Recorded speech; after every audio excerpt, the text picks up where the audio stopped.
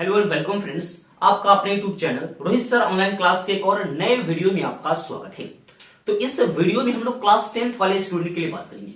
पहले तो इस वीडियो को जल्दी से जल्दी एक बार शेयर कर दीजिए, क्योंकि शेयर करने के लिए हम लोग क्यों कर रहे हैं कि यह चैनल का मकसद है सभी गरीब जो विद्यार्थी है किसी कारणवश अपनी शिक्षा को बेहतरीन तरीका से नहीं समझ पाते हैं, लॉजिकली नहीं पढ़ पाते हैं, इंटरेस्ट जगाकर नहीं पढ़ पाते हैं, उन्हीं के लिए वीडियो बन रहा है और उन्हीं के लिए चैनल बनाया गया है।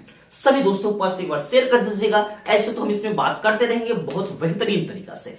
तो मैथमेटिक्स का क्लास 10th का एक चैप्टर फर्स्ट हम लोग शुरू से स्टार्ट करेंगे।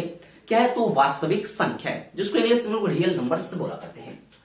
तो पूरी बेसिक्स में चलेगी, पूरा बेसिक आपको हमारे साथ लिखते चलेंगे या बोर्ड पर से स्क्रीनशॉट लेकर आराम से आप लोग लिख लीजिएगा, ठीक है। तो पहले हम लोग समझते हैं कि संख्या होता क्या है। पहले इसके बारे में हम लोग डिफाइन कर लेते हैं, यानी नंबर्स होता क्या है। तो इसका परिभाषा पहले समझते चलेंगे, सभी चीज के बारे में पूरा डिटेल बात करते चलेंगे। संख्या होता क्या है? तो किसी वस्तु अथवा पदार्थ, कोई वस्तु अगर से यह वस्तु है या पदार्थ है, यह एक वस्तु है, निर्जीवी वस्तु है, तो किसी वस्तु अथवा पदार्थ के परिमाण को, यानी इसका जितना दाम है ना, उसको व्यक्त करने के लिए जिस पद की हमें आवश्यकता होती है, यह सामान है, इसका जो दाम है इसको खरीदने के लिए हमको कुछ दाम चुकाना पड़ता है, तो हम लोग गिन कर देते हैं नंबर्स में, यानी संख्या में गिन कर देते हैं ना, वही तो संख्या है। इसका परिभाषा क्या हो जाएगा? किसी वस्तु अथवा पदार्थ के परिमाण को व्यक्त करने के लिए जिन पदों की आवश्यकता होती है उसको हम लोग क्या कहते हैं? तो संख्या कहते हैं। परिभाषा को आप लोग लिख लीजिएगा, साथ ही साथ भी लिखते चलिएगा। तो चलिए हम लिख देते हैं, यानी किसी वस्तु अथवा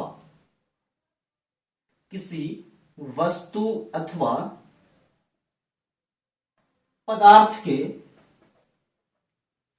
परिमाण को व्यक्त करने के लिए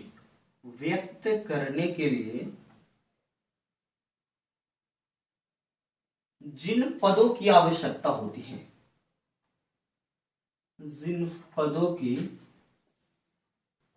आवश्यकता होती है,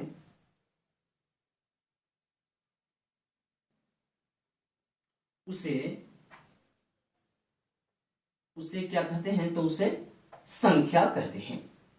फिर से एक बार देख लीजिएगा, संख्या कहते हैं।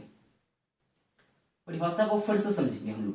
क्या है संख्या? क्या है? तो किसी वस्तु अथवा पदार्थ के परिमाण को व्यक्त करने के लिए जिन पदों की आवश्यकता होती है उसको हम लोग क्या कहते हैं? तो संख्या कहते हैं। यहां तक तो संख्या को समझ गए। अब संख्या का प्रकार कितने होते हैं, कैसे कैसे, उसके बारे में समझेंगे। जो संख्या होता है ना, वह संख्या दो प्रकार का होता है।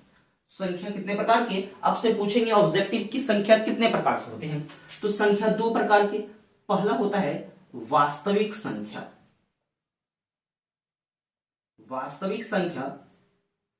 जिसको रियल नंबर कहते हैं इंग्लिश में हम लोग।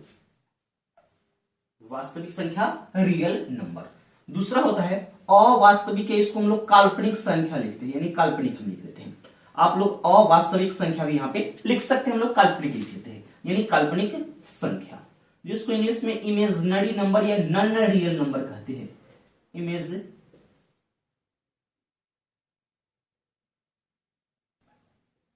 इमेजिनरी नंबर, ये हो गया।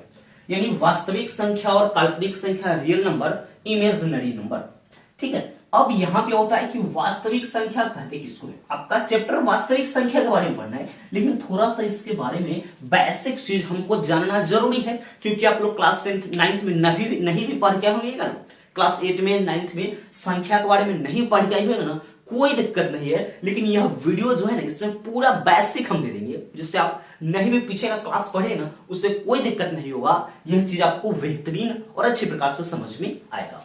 तो पहले हम लोग पता चैप्टर वास्तविक संख्या है, वास्तविक संख्या के बारे में समझेंगे। हम लोग काल्पनिक संख्या के बारे में भी समझेंगे, कितना प्रकार के होता है, सभी के बारे में समझेंगे। पहले समझते हैं कि वास्तविक संख्या होता क्या है। तो वैसे संख्या, क्योंकि संख्या का ही प्रकार है, इसीलिए इसे हम लोग लिखते हैं संख्या। वैसी संख्या, या इसको हम बोल सकते हैं कि दैनिक जीवन में जितनी संख्या का हम लोग उपयोग यानी प्रयोग करते हैं, जो दैनिक जीवन यानी रोजमर्रा की जिंदगी में हम लोग जितनी संख्या का प्रयोग करते हैं, यानी उसको क्या कहते हैं लोग, तो वास्तविक संख्या कहते हैं। तो दैनिक जीवन में 1 2 3 4 5 जो संख्या का हम लोग प्रयोग करते हैं वो सब क्या आपका हो गया, तो हर जगह वास्तविक संख्या। इसकी परिभाषा को आप लिख सकते हैं, क्या होगा इसका परिभाषा, कि वैसे संख्या यानी लिख सकते हैं कि दैनिक जीवन में जितनी संख्या का हम प्रयोग करते हैं उसको कौन सी संख्या कहते हैं, तो उसे वास्तविक संख्या कहते हैं। अब यहां पे बात आता है कि काल्पनिक संख्या इमेजिनरी नंबर किसे कहते हैं। तो इमेजिनरी नंबर क्या है, तो वैसी ऋणात्मक संख्या। अब यहां पे समझिएगा, ऋणात्मक कहने का मतलब यहां पे आप लोग कंफ्यूज हो रहे होंगे कि ऋणात्मक सर जी कहते किसको है। हम लोग तो वास्तविक यानी धनात्मक संख्या, ऋणात्मक संख्या समझिएगा।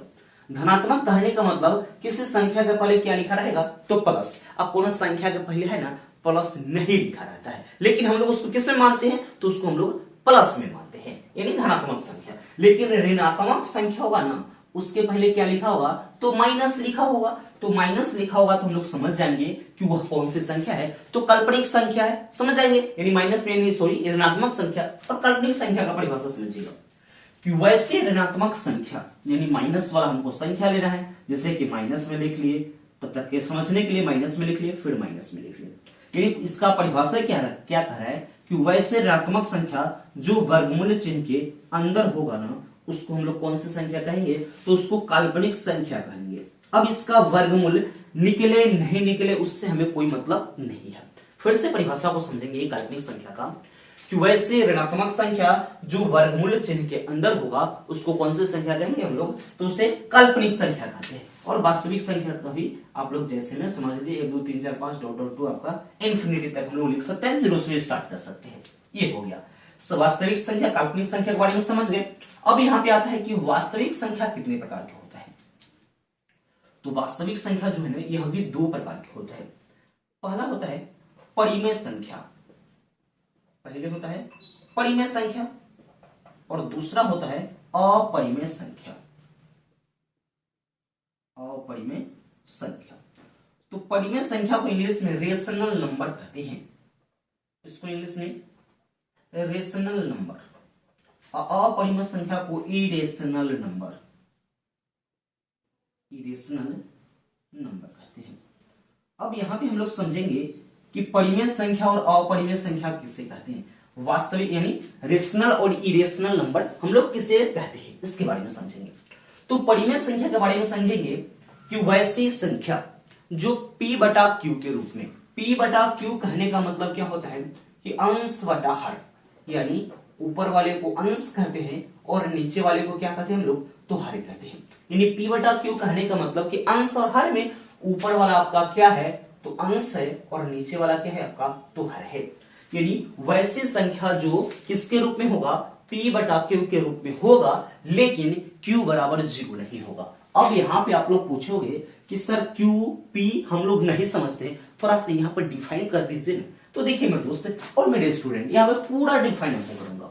यानी फिर से समझेंगे परिमेय संख्या क्या है, कि वैसी संख्या जो p बटा q के रूप में, p बटा q कहने का मतलब कौन सा रूप में होगा, तो अंश बटा हर के रूप में हो। ये चीज तो समझ गए कि हाँ सर अंश बटा हर के रूप में होता है, लेकिन आप तो कह रहे हैं कि q बराबर 0 नहीं होगा, यानी q बराबर 0 नहीं होगा। इसका कहने का मतलब कि नीचे वाला जो संख्या है ना हर, वह 0 कभी नहीं होगा। अगर जो वह 0 होगा तो वह परिमेय संख्या नहीं होगा, वह किसमें चलाएगा, तो अपरिमेय संख्या में वह परिमेय संख्या होगा ही नहीं। इस तरह से लिख सकते हैं, यानी इसको लिख सकते हैं जैसे कि 4 बटा 5 माइनस 5 बटा 8, 0 बटा 4 लिख सकते हैं। ऊपर वाला संख्या 0 हो सकता है, लेकिन 4 बटा 0 नहीं हो सकता है, यह आपका परिमेय संख्या नहीं है। ये चीज आप समझ गए। इसके बाद आता है अपरिमेय संख्या किसे कहते हैं। तो अपरिमेय संख्या के बारे में समझेंगे कि वैसे धनात्मक संख्या। अब देखिए काल्पनिक वाला में पढ़े थे ऋणात्मक संख्या, और अपरिमेय संख्या में पढ़ेंगे धनात्मक संख्या।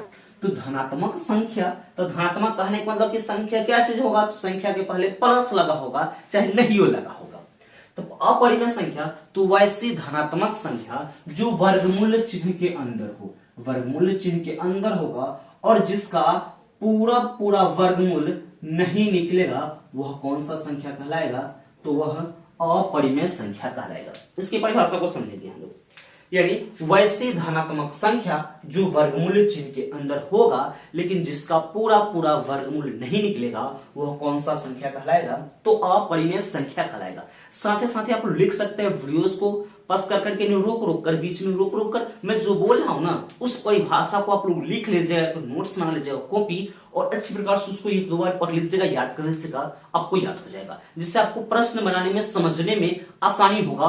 और बहुत डिप्थ नॉलेज हम दे रहे हैं आपको इस चैप्टर के बारे में, हर एक चैप्टर के बारे में बहुत गहराई तक हम लोग समझेंगे, उसके बारे में चैप्टर्स के बारे में पूरा डिटेल समझेंगे, जिससे आप किसी दूसरे को भी है ना समझा सकते हैं, पढ़ा सकते हैं। क्योंकि आप पढ़िए वैसा जिससे आप किसी दूसरे को भी पढ़ा सके, समझा सके। यानी ऐसा पढ़ाई ही आपको काम आता है। जब आप पढ़ लेते हो, किसी दूसरे को नहीं समझा पाते हो ना, तो वो पढ़ाई के कोनो काम का नहीं होता है। वो पढ़ा नहीं पढ़ा बात बराबर होता है। इसीलिए कह रहे हैं इस वीडियो को देखते रहिएगा। चैनल पर नहीं तो सब्सक्राइब कर लीजिएगा। अब वीडियो को एक बार अपने सभी दोस्तों के पास जरूर से जरूर शेयर कीजिएगा, जिससे आपका तो भला हो रहा है, कुछ उनका भी भला हो जाएगा जो क्लास 10 का प्रिपरेशन कर रहे हैं या करना चाह रहे हैं। ठीक है, तो हम लोग यहाँ पर तो समझ गए अपरिमेय संख्या कि वैसी धनात्मक संख्या जो वर्गमूल चिन्ह के अंदर होगा और जिसका पूरा पूरा वर्गमूल नहीं निकलेगा ना, कौन सा संख्या कहलाएगा? तो अपरिमेय संख्या। अब देखिए इस तरह का है ना आपको प्रश्न पूछ देता है, यानी एग्जाम में भी पूछता है, आपकी बुक में दिया हुआ है कि √5 सिद्ध कीजिए कि √5 एक अपरिमेय संख्या है, चाहे सिद्ध कीजिए कि √3 एक अपरिमेय संख्या है, या सिद्ध कीजिए कि √2 एक अपरिमेय संख्या है। उस सभी प्रश्न को हम बताएंगे कि थोड़ा सा डिटेल समझ लीजिए, बेसिक चीज समझ लीजिए ना, उसके बाद तो एक्सरसाइज चैप्टर हमको करना ही है पूरा एकदम। ये चीज समझ गए। अब यहाँ पे आता है क्या है कि परिमेय संख्या का भी प्रकार होता है। ये चीज तो आप लोग लिख चुके होंगे, नहीं तो स्क्रीनशॉट इसको ले लीजिए, आराम से आप लोग लिख लीजिए। ठीक है, अब हम समझेंगे परिमेय संख्या कितने प्रकार की होता है। तो परिमेय संख्या भी कितने प्रकार की होता है वो समझिए। परिमेय संख्या 3 प्रकार की होता है। इस चीज को हम ऊपर ले चलते हैं, इसको है ना, इसको ऊपर ले चलते हैं, और परिमेय संख्या 3 प्रकार की होता है। तो इधर उधर हम लिखते हैं। पहला होता है प्राकृतिक संख्या, जिसको नेचुरल नंबर हम लोग कहते हैं। नेचुरल नंबर, प्राकृतिक संख्या, भिन्न संख्या, भिन्न फ्रैक्शन नंबर, इसको लिख लीजिएगा संख्या इसमें करके। इसके बाद होता है पूर्ण या पूर्णांक, एक ही साथ हम लोग लिखते हैं, पूर्ण या पूर्णांक संख्या। चलिए इसको समझिएगा। यानी संख्या यानी परिमेय संख्या कितना प्रकार के, यानी अपरिमेय संख्या का कोई प्रकार नहीं, काल्पनिक संख्या का भी कोई प्रकार नहीं, सिर्फ परिमेय संख्या का 3 प्रकार होता है। तो इसको हम लोग लिखते हैं इंटीजर्स।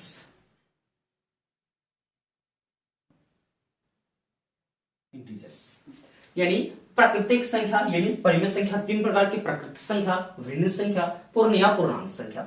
अब यहाँ पे बात आता है कि प्राकृतिक संख्या किसे कहते हैं। तो प्राकृतिक संख्या किसे कहते हैं?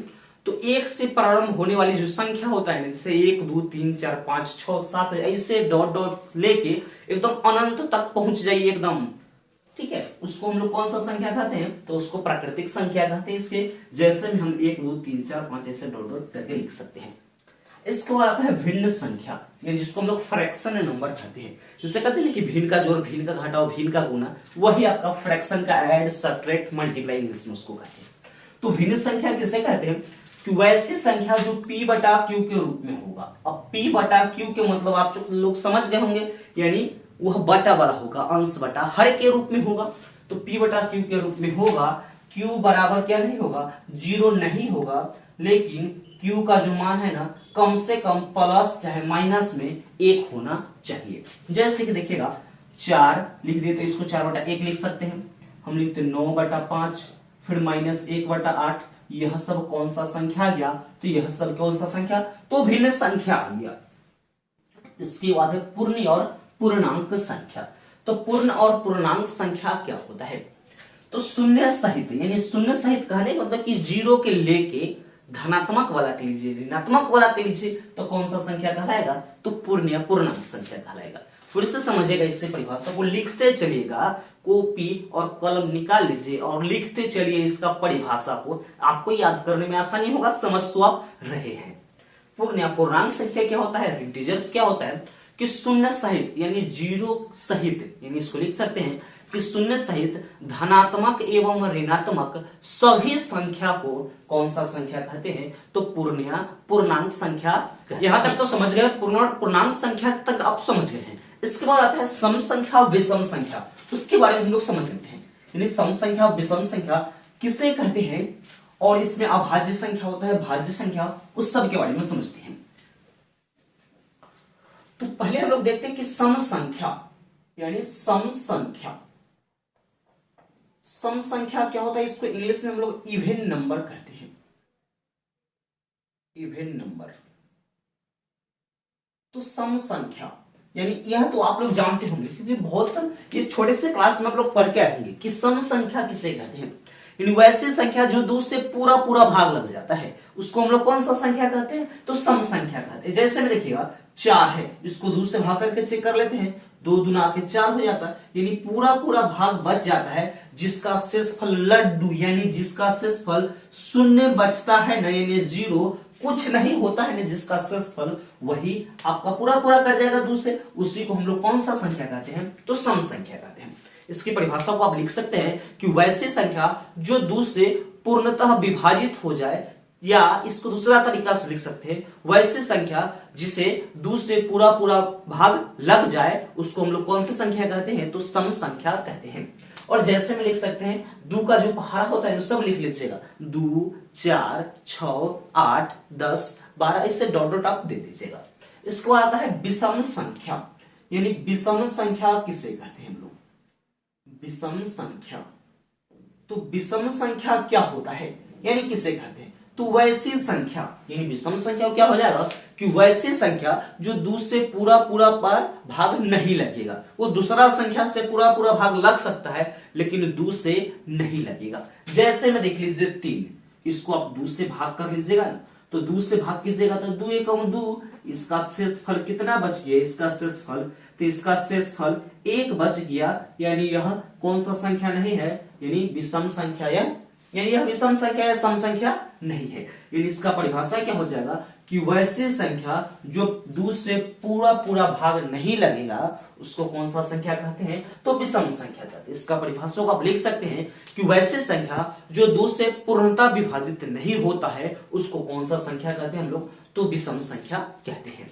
इसके बाद आता है अभाज्य संख्या, अभाज्य संख्या, अभाज्य संख्या, इसको हम लोग रूढ़ संख्या भी कहते हैं ऐसे, यानी अभाज्य संख्या को समझेंगे कि अभाज्य संख्या होता क्या है। तो 1 से बड़ी वैसी संख्या, 1 से बड़ा संख्या लेना है आपको, जैसे ले लीजिए 2 ले लीजिए, 3 ले लीजिए, 4 ले लीजिए, 5 ले लीजिए, 6 ले लीजिए, 7 ले लीजिए, 8 ले लीजिए। खरा इसका परिभाषा को समझिएगा कि 1 से बड़ी वैसी संख्या जो 1 अथवा अपने को छोड़कर किसी दूसरे संख्या से भाग नहीं लगेगा। यानी देखिएगा ये बड़ा खतरनाक चीज है, यानी बहुत टेढ़ा आदमी है जो इसमें क्या होगा, यानी अभाज्य कहने का मतलब ये क्या कह रहा है, ये अपने आप में मान जाएगा, या यानी क्या हो जाएगा, ये अपने आप में, यानी इसका मतलब क्या है, अभाज्य का मतलब कि 1 से बड़ी वैसी संख्या है जो 1 अथवा अपने को छोड़कर किसी दूसरे संख्या से भाग नहीं लगेगा। यानी इसका मतलब क्या है, ये बहुत टेढ़ा आदमी है, यह 1 से मानेगा और नहीं तो स्वयं से मानेगा, अपने आप से मान जाएगा और नहीं तो अपना, यानी एक आदमी है ऊपर से मानेगा, एक आदमी से वो मानेगा, उसको कौन सा संख्या कहते हैं, तो अभाज्य संख्या कहते हैं। इसका परिभाषा को समझिएगा कि 1 से बड़ी वैसी संख्या जो 1 अथवा अपने को छोड़कर किसी दूसरे संख्या से विभाजित नहीं होता है उसको कौन सा संख्या कहते हैं, तो उसको अभाज्य संख्या कहते हैं। अब देखिए यहां पर हम संख्या लिख दिए हैं, इसमें से अगर जो आपको पहचानने के लिए कहेगा कि कौन कौन इसमें से अभाज्य संख्या है तनका हमको बताइए, तो इसमें देखिएगा ये 2 भी हो जाएगा अभाज्य संख्या, 3 भी होगा, 1 से लगेगा और नहीं तो 3 से लगेगा, लेकिन 4 को देखिएगा यह 1 से भी लगेगा, 2 से भी लगेगा, 4 से लगेगा, तो यह अभाज्य संख्या नहीं है। 5 अभाज्य संख्या हो जाएगा, 1 से लगेगा और 5 से लगेगा, यह अभाज्य संख्या है। यह अभाज्य संख्या नहीं होगा। 7 अभाज्य संख्या हो जाएगा, 1 से नहीं तो 7 से लगेगा, और 8 आपका अभाज्य संख्या नहीं है। चलिए यहाँ पे देखिएगा, आप यहाँ पे हम एक लिख दिए है क्वेश्चन, जैसे कि 2 3 4 5 6 7 8 यहाँ पर हम लिख दिए हैं, और आपसे पूछ रहे थे कि इसमें से बताइएगा कि कौन कौन सी संख्या अभाज्य संख्या है। तो अभाज्य संख्या 2 है, 3 है, 5 है, 7 है। कल कि इसको तो आप आराम से समझ लीजिएगा कि वैसी संख्या यानी वह एक से बड़ी वैसी संख्या जो एक अथवा अपने को छोड़कर कोनो दूसरा संख्या से भाग नहीं लगेगा, उसको कौन सा संख्या कहते हैं, तो अभाज्य संख्या कहते हैं। इसको आराम से लिख लीजिएगा। इस वीडियो को 1-2 बार करके देखिएगा ना, तो आपको पूरा बिल्कुल यहीं पे समझ में आ जाएगा। ठीक है, फिर अब देखिएगा, अभाज्य संख्या तो समझ गए, अब समझते हैं हम लोग भाज्य संख्या क्या होता है। भाज्य संख्या के बारे में, भाज्य संख्या, तो भाज्य संख्या क्या होता है, थोड़ा सा इसके बारे में हम लोग समझ लेते हैं कि भाज्य संख्या किसको कहते हैं। तो यह भी वही आता है कि एक से बड़ा वैसी संख्या आपको लेना है। ठीक है, एक से बड़ा लेंगे जो एक अथवा अपने को छोड़कर कोनो दूसर को संख्या से भाग लग जाएगा। भाई ये बहुत बढ़िया आदमी है, ये कोनो से मान जाता है, लेकिन अभाज्य जो है ना, ये बहुत खतरनाक आदमी है। यह एक से मानता है, नहीं तो अपने आप से मान जाता है। ठीक है, लेकिन एक से कहने को मतलब कि ये अपने आप में मान जाएगा, चाहे अपने कोनो दोस्तवा के एक गो दोस्त से, चाहे अपनी मम्मी से मानेगा। ये देखिए, अभाज्य संख्या अगर जो रूठता है ना, अभाज्य संख्या समझिएगा, अगर जो अभाज्य संख्या अगर जो रूठ जाता है तो यह स्वयं से अपना मानेगा, अपने आप में रो के चुप हो जाएगा, और नहीं तो सिर्फ किससे, तो मम्मी से, अपना मम्मी से ही मानेगा, चुप रहेगा। ठीक है, लेकिन भाज्य यहाँ पे बहुत बढ़िया लेगा है, कला कि ये भाज्य जो है ना, ये बहुत बढ़िया आदमी है, कला कि इसको है ना कहीं ले जाइए, कोनो दिक्कत नहीं होगा। अगर ये रूठ भी जाता है ना, तो कोनो से मान जाएगा। जैसे कि देखिएगा, इसका परिभाषा को समझिएगा कि एक से बड़ी वैसी संख्या जो एक अथवा अपने को छोड़कर किसी अन्य संख्या से विभाजित हो जाएगा, उसको कौन सा संख्या कहते हैं, तो भाज्य संख्या कहते हैं। इसको लॉजिकली समझ सकते हैं कि अभाज्य संख्या एक ऐसा बढ़िया आदमी है जो अगर जो रूठ जाता है ना, तो एक को अपना से तो मान ही जाता है, अपने आप रो के चुप हो जाता है, मम्मी से भी मान जाता है, इसका भाई बहन मनाता है उससे भी मान जाता है, दोस्त सब इसको मनाता है ना, उससे भी मान जाता है। तो यह बहुत बढ़िया आदमी है, नेक इंसान है, भाज्य संख्या आपको। तो इसका हम लोग एग्जांपल में जैसे कि लिखते हैं, जैसे कि हम क्वेश्चन यहाँ पे लिख देते हैं आपको कि 4 हो गया, 9 हो गया, 7 हो गया, 11 हो गया। अब हमको इसमें से बताइए कि कौन संख्या भाज्य संख्या है। तो भाज्य संख्या के लिए देखिएगा, जो एक से तो लग गया, स्वयं से भी लग गया, यानी ये मम्मी से यानी रूठा हुआ है दोस्तों, तो मम्मी इसको मना ली, अब ये अपने आप रो के चुप हो गया।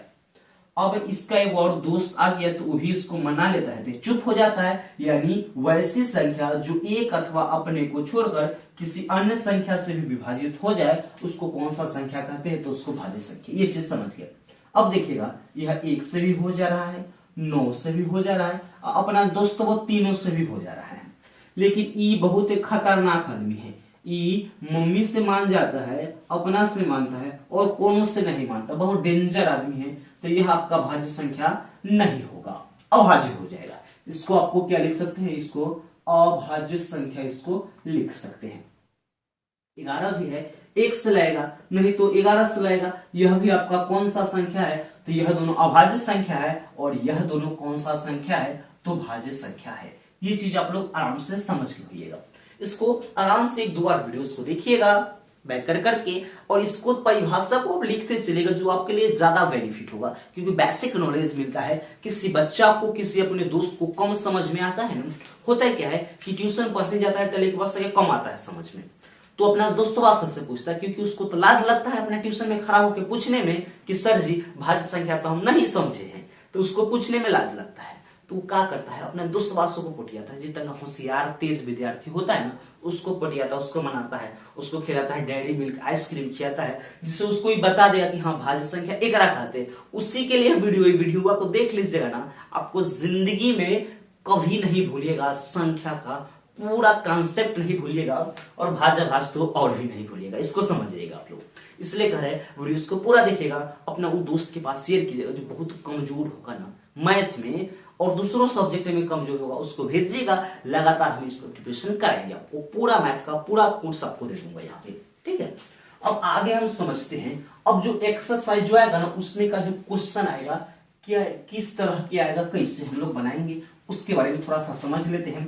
जो 8वां क्लास में हम लोग पढ़ के आए होगा कि भाज्य बराबर क्या होता है, भाजक गुने भागफल। भाज्य बराबर क्या होता है, तो भाजक गुने भागफल, आप प्लस में क्या लिखते हैं हम लोग, तो शेष फल लिखते हैं। यही पढ़ के आइए होगा 8वां वाला क्लास में। और इसी को हम लोग इस तरह में लिखते हैं, तो यूक्लिड विभाजन एल्गोरिथम कहते हैं, चाहे यूक्लिड विभाजन प्रमेय का कहते हैं, उसको कहते हैं यूक्लिड विभाजन एल्गोरिथम।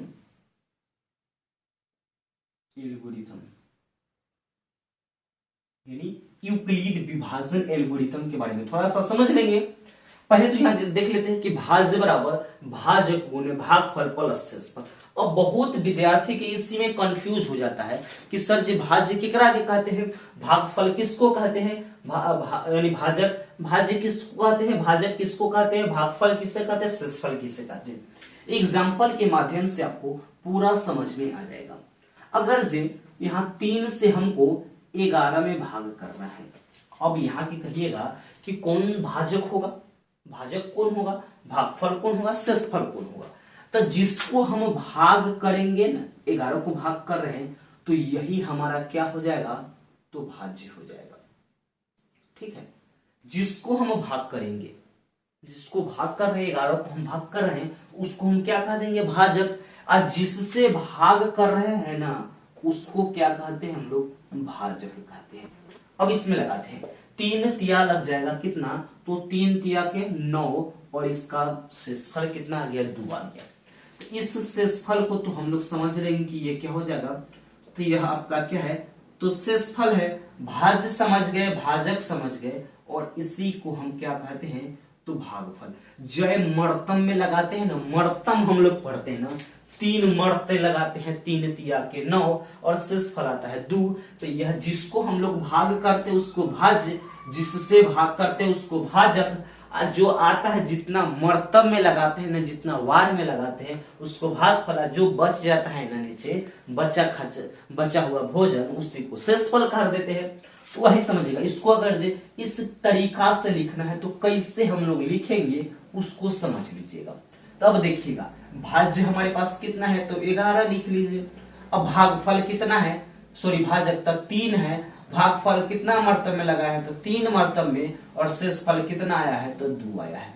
इसी तरीका से हम लोग लिखेंगे, उसी को यूक्लिड विभाजन एल्गोरिथम के रूप में हम लोग समझते हैं, ठीक है। वही आपका कहता है, तो यूक्लिड विभाजन जो एल्गोरिथम है ना, इसी फॉर्मूला को शॉर्ट में बता दिए थे, कह दिए थे कि ए बराबर बी क्यू प्लस आर में बता दिए थे। और जो आर का मान होगा, जो क्या होगा, 0 से, यानी यहां पे हो जाएगा 0 से बड़ा या बराबर होगा, लेकिन किससे छोटा होगा, ये जो बी वाला है ना, इससे आर का मान छोटा होगा। यह ऑब्जेक्टिव में पूछता है भी क्वेश्चन कि भाज्य बराबर क्या होता है, तो भाज्य गुने भागफल प्लस शेषफल, या ए बराबर बी क्यू प्लस आर। इस चीज पर आपको टिक लगाना रहता है, ठीक है। इस तरह की चीज को आप लोग समझ के होइएगा। और इसमें HCF और LCM भी होता है, आपको आराम से अच्छी प्रकार से वह आता होगा। यह चीज आपको पूरा बिल्कुल बेहतरीन तरीका से समझ में आ गया है। और यह वीडियो जो आपको कैसा लगा है कमेंट सेक्शन में हमें कमेंट करके जरूर बताइएगा। और कमेंट आप लोग नहीं करते हैं, आपसे रिक्वेस्ट है कि आप हर एक वीडियो में अच्छा या बुरा कमेंट जरूर कीजिए। यह वीडियो कैसा लगता है उसके बारे में कमेंट कीजिए, अच्छा लगता है तो अच्छा में कमेंट कीजिए, अगर जो खराब लगता है ना, अगर जो इसमें और सुधार की अगर जो बात है तो आप हमको सुझाव भी कमेंट में दे सकते हैं। और खराब लगता है तो खराब लिख दीजिएगा कमेंट में, कोनो दिक्कत नहीं है। हम अपने आप को और प्रयास करेंगे आपको बेहतर तरीका से प्रेजेंट करने में, बेहतर तरीका से समझाने में मेरे दोस्त। इस वीडियोस को अपने सभी दोस्तों के पास शेयर कीजिएगा। हालांकि हम बार बार कह रहे हैं आपको कि आप वीडियो को उसी दोस्त के पास शेयर कीजिएगा जो आपको क्लास 10 का प्रिपरेशन कर रहे हो, उसको पास तो जरूर शेयर कीजिएगा, क्योंकि यह बहुत बेहतरीन तरीका से समझाया हुआ कॉन्सेप्ट है, उनको पूरा समझ में आ जाएगा। तो मिलते हैं नेक्स्ट वीडियो में, तब तक के लिए जय हिंद।